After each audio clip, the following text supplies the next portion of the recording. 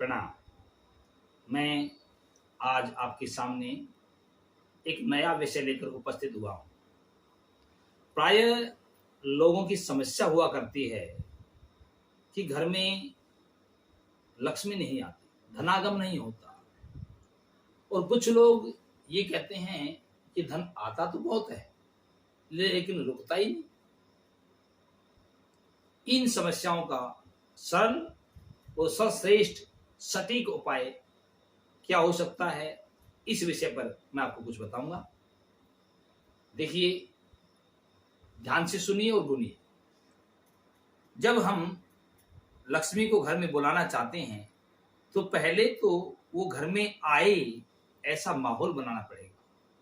यदि हमारी दुकान है, उसमें हम चाहें ग्राहक आकर कुछ हमें दे तो वो आएगा तभी तो कुछ देगा।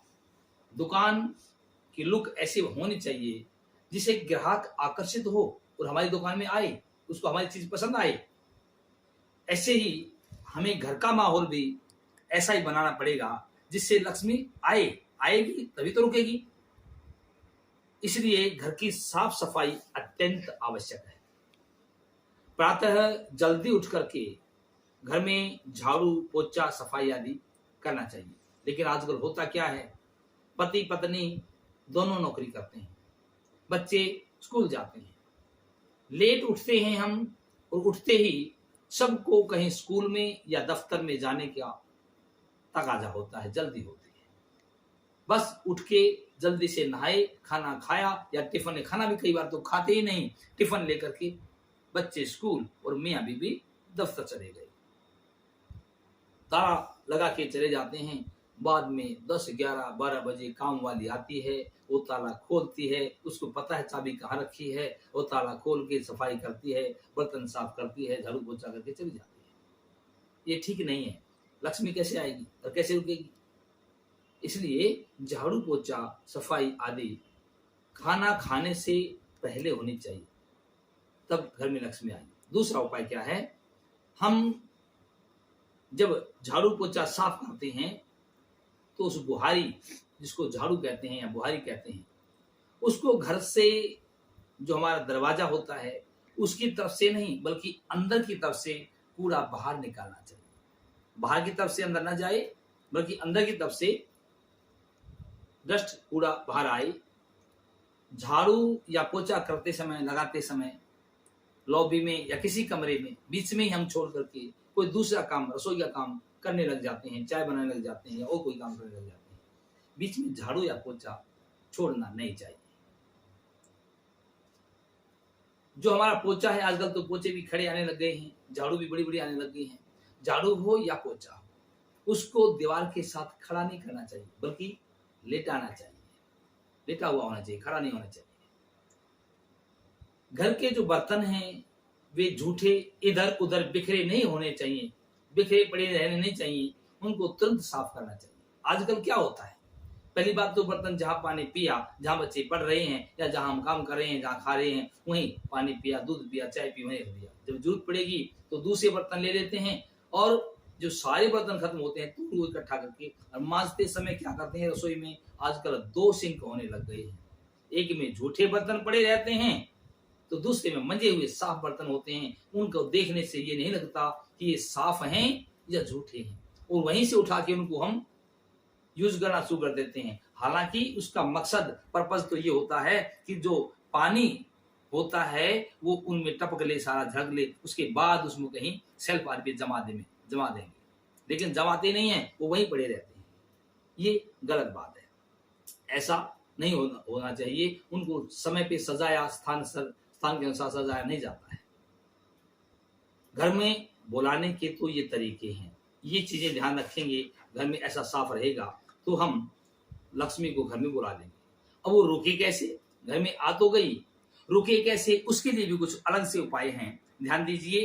पहला उपाय है कि जब हम रसोई में घुसते हैं तो रसोई में जूता या चप्पल अंदर नहीं जाना चाहिए। माना कि कभी सर्दी हो सकती है या आपके पैर गंदे ना हो जाएं, डस्ट आदि से बचाने के लिए आप जूता पहनते हैं, तो उसके लिए या तो सर्दी है तो आप सॉक्स पहनिए, जुराब पहनिए, उसके ऊपर मैट बिछाइए, कोई कंबल बिछाइए, कोई बोरी चादर आदि बिछाइए, लेकिन जूता या चप्पल रसोई के अंदर नहीं जाना चाहिए। दूसरा, माता बहनें जो खाना बनाती हैं, भोजन बनाती हैं, रसोई बनाती हैं, तो धोती पहन करके और सिर पे पल्लू रख के रोटी बनानी चाहिए, खाना बनाना चाहिए। हमारे हरियाणा में एक सूर्य कवि, बड़े विद्वान पंडित लक्ष्मीचंद जी हुए हैं, उन्होंने भी एक लाइन में कहा है, धोती करके करे रसोई, पति भरता का बाणा। इसलिए माताओं को खाना बनाते समय धोती बांध कर और सिर के ऊपर पल्लू रख करके भोजन बनाना चाहिए। खाली खुले सिर, नंगे सिर और गीले सिर भोजन नहीं बनाना चाहिए। सब्जी या रोटी जब बना रहे होते हैं तो उस समय माताओं को हरि कीर्तन, भगवान का नाम, कोई भगवान का गीत आदि या कोई मंत्र बोलते हुए काम करना चाहिए। जैसे हरे राम राम राम हरे हरे, हरे कृष्ण कृष्ण कृष्ण हरे, या ओम नमो भगवते वासुदेवाय, या बहुत सारे भगवत भक्ति के गीत हैं जहां आपकी श्रद्धा बंधी हुई है। माता के गीत हैं, भगवान शंकर के गीत हैं, विष्णु भगवान के गीत हैं, राधा कृष्ण के गीत हैं। कोई भी गीत गाते हुए, अच्छा गीत गाते हुए, भगवत भक्ति का गीत गाते हुए भोजन बनाना चाहिए।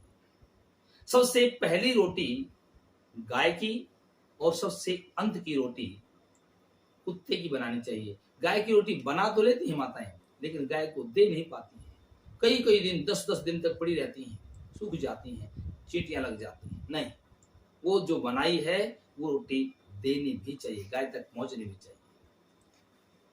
पांचवा उपाय है चूल्हा। जो हमारा चूल्हा होता है उसका मुंह दक्षिण दिशा में नहीं होना चाहिए। अब ये पता ही नहीं चलता कि मुंह किधर है। पहले जो चूल्हे घर में हुआ करते थे, आपने कभी भी नहीं देखा होगा, माताएं जो बैठी हैं बड़ी हैं उन्होंने देखा होगा, कभी चूल्हे का मुंह दक्षिण में नहीं होता था। अब पता कैसे चले? जब दक्षिण में चूल्हे का मुंह होगा तो बनाने वाले का मुंह उत्तर में होगा। इट मीन्स यदि अब भी हम उत्तर की तरफ मुंह करके ऐसा हमने चूल्हा रखा हुआ रसोई में कि हमारा मुंह, बनाने वाले का मुंह उत्तर में है, तो इसका मतलब है कि चूल्हे का मुंह दक्षिण में है। तो हम इस ढंग से चूल्हा रखें कि हमारा चूल्हे का मुंह दक्षिण दिशा में ना हो। घर में जो बुजुर्ग हैं, बड़े हैं, उनको यथा समय जब उनकी इच्छा है तब भोजन दे। पहले बनते ही उनसे कहें, पिताजी, माताजी, सासू माँ जो भी हैं, आप भोजन करें, भोजन तैयार है। यदि उनकी इच्छा नहीं है, वो 10 बजे भोजन करते हैं, आपने 7 बजे भोजन बना दिया है, तो नहीं, उनसे पूछें जरूर, जब वो कहें तभी दें। उनकी भोजन की या चाय की जब इच्छा हो, उनकी इच्छा के अनुसार उनकी सेवा करें, तो घर में लक्ष्मी का निवास होगा। और झूठा भोजन ना छोड़ें। हम खा करके जितना खाया, जो खाया बाकी थाली में पड़ा रहा, ऐसे झूठा भोजन दान के लायक भी नहीं होता है। आपने एक रोटी गाय की या कुत्ते की निकाल दिखाने के लिए खाने से पहले ही, और एक बंदे ने खाना शुरू कर दिया, 4 रोटी बच गई, उसने 4 रोटी दान दे दी कुत्ते को। वो 4 रोटी उतनी महत्वपूर्ण नहीं है जितनी खाने से पहले 1 रोटी दी महत्वपूर्ण है। इसलिए झूठी वस्तु दान न करें, झूठा भोजन न छोड़ें। खाओ मन भर, लेकिन न छोड़ो कण भर। घर में नारियों का सम्मान होना चाहिए। जिस घर में नारी की इज्जत नहीं है, नारी का सम्मान नहीं है, वहां लक्ष्मी निवास नहीं करती है। नीति ग्रंथों में कहा गया है, यत् नार्यस्तु पूज्यन्ते रमन्ते तत्र देवता, यत् देवतास्तु न पूज्यन्ते सवास्तत्र अपराक्रिया। जहां नारियों की पूजा होती है वहां देवता निवास करते हैं, और जहां इनकी पूजा नहीं होती है वहां सारे काम असफल होते हैं। इसलिए स्त्रियों का सम्मान करना चाहिए। वो चाहे हमारी माँ के रूप में हो, चाहे हमारी पत्नी के रूप में हो, चाहे हमारी बेटी या बहन के रूप में हो, वो सम्मान के लायक हैं। लेकिन इसका मतलब ये भी है कि उन माताओं को, उन बहनों को, उन बेटियों को, उन बहुओं को भी ऐसा व्यवहार करना चाहिए कि उनकी पूजा हो, उनका पूजा के लायक व्यवहार होना भी चाहिए। अगला नियम है कि हर रोज चींटियों को आटा डालना चाहिए और पक्षियों को दलिया या पानी आदि निरंतर देते रहना चाहिए। अपनी कमाई हुई, जो हमारी नई कमाई है, उस कमाई में से 10% धर्म में लगाते रहना चाहिए। रोज लगाएं, सप्ताह में लगाएं, 15 दिन में लगाएं, महीना या 6 महीने, साल में लगाएं, हिसाब लगाते रहें। उसका कोई बड़ा रूप भी हो सकता है। जैसे हमारे पैसे बहुत ज्यादा इकट्ठे हुए हैं, हम साल में एक बार कोई बड़ा जागरण, बड़ा कीर्तन या भागवत कथा, सत्यनारायण की कथा, कोई ऐसा काम भी कर सकते हैं। घर में जब हम रहते हैं तो अपनी पूजा जो करते हैं उस पूजा में श्री सूक्त, लक्ष्मी स्तोत्र या कनक धारा स्तोत्र का नित्य पाठ करना चाहिए। कनक धारा स्तोत्र का पाठ करने से लक्ष्मी आती है। कहते हैं आदि गुरु शंकराचार्य ने कनक धारा का पाठ करके, उच्चारण करके लक्ष्मी की वर्षा करवाई थी, सोने की वर्षा करवाई थी। तो उनके बनाए हुए स्तोत्र को पढ़ने से घर में लक्ष्मी आती है। इसलिए श्री सूक्त, लक्ष्मी सूक्त का पाठ करना चाहिए, कनक धारा स्तोत्र का पाठ करना चाहिए, या मोबाइल पे भी इनको सुबह शाम बजाते रहना चाहिए, बोलते रहना चाहिए। प्रतिदिन घर में अन्नपूर्णा स्तोत्र का भी पाठ करना चाहिए। और रात में जब हम सो रहे होते हैं तो सोते समय बिल्कुल अंधेरा ना करें, घर में एक लाइट जरूर जलती रहनी चाहिए। यदि हम इन नियमों का पालन करेंगे तो घर में लक्ष्मी आएगी भी और निवास भी करेगी। यदि आपको ये बातें अच्छी लगी हों तो हमारे चैनल को सब्सक्राइब करें, लाइक करें और कमेंट बॉक्स में कमेंट अवश्य रखें। प्रणाम।